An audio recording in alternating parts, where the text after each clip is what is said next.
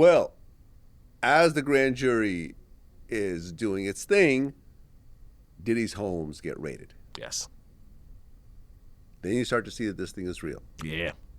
And then Diddy gets arrested. Were you surprised?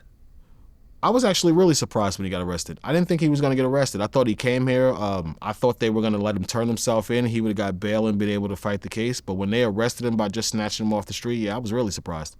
And he got no bail. I was really surprised he got the no bail. But no, I wasn't surprised once he got arrested he got no bail, because the way they arrested him, I said, okay, he's not getting out of jail. They have this guy looking like a monster right now. He's an abuser. He's raping men. He's raping kids. He's drugging people. Which really wasn't fair to him, honestly, from a legal standpoint, because they totally decimated his public image, making everyone think he did these things, and none of it came out during the trial.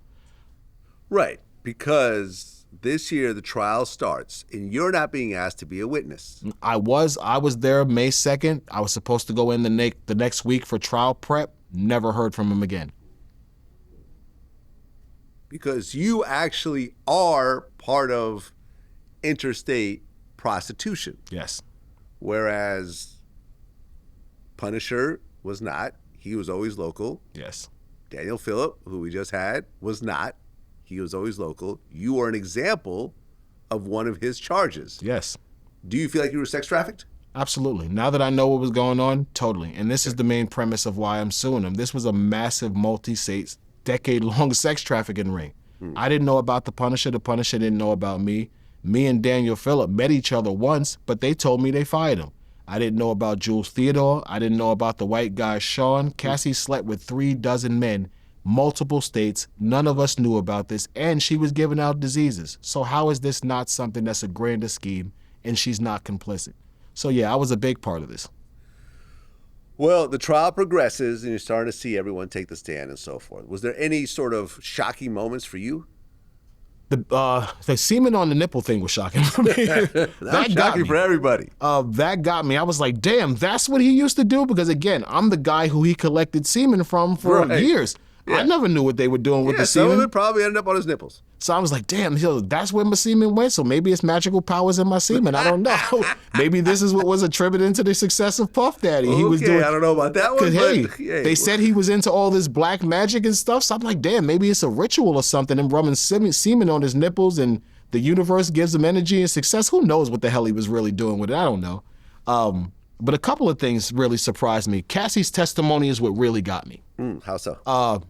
At first, I didn't listen to it, Vlad, because the prosecutors told me not to listen to it. I thought I was testifying. So to conform with the prosecutors, not be influenced by anything, I was not watching the trial. But several people, once they said my name, because they subpoenaed my book, my family starts calling me. Yo, I'm watching this Diddy trial. Why the hell are they saying Clayton Howard? I don't know. I lied. My grandmother calls me, and she said, boy, don't lie to me. I was watching this damn TV, and they keep talking about Clayton Howard. There ain't that many Clayton Howards in the world. Are you involved in this trial? So I had to tell my grandmother the truth. I said, yeah. She said, what happened? So I'm telling her. And she says, well, you know something? If you could do the right thing and help this girl out, because this man done did all of this stuff. And I'm listening to my grandmother like totally decimate Diddy's character. And I'm thinking to myself, you know something, Grandma? A lot of this stuff that they saying this man was into, I ain't never seen. But I didn't really say anything to her. What I did was decide, you know what? I'm going to actually listen to this girl's testimony. Because my grandmother kept talking about her getting urinated in her mouth and all of this other stuff. And I was like, really? She used to tongue kiss me. That's gross, Vlad. That's nasty. I'm Pissy Mouth Clay. I'm the guy who was tongue kissing this girl who began pissed in her mouth by all of these other people. So I listened to the testimony, and this is what bothered me. When I heard her lie about that overdose, when I heard her lie about the unprotected sex, and there was one more thing she lied about I can't recall off the top of my head, and I know this specifically because she was talking about me.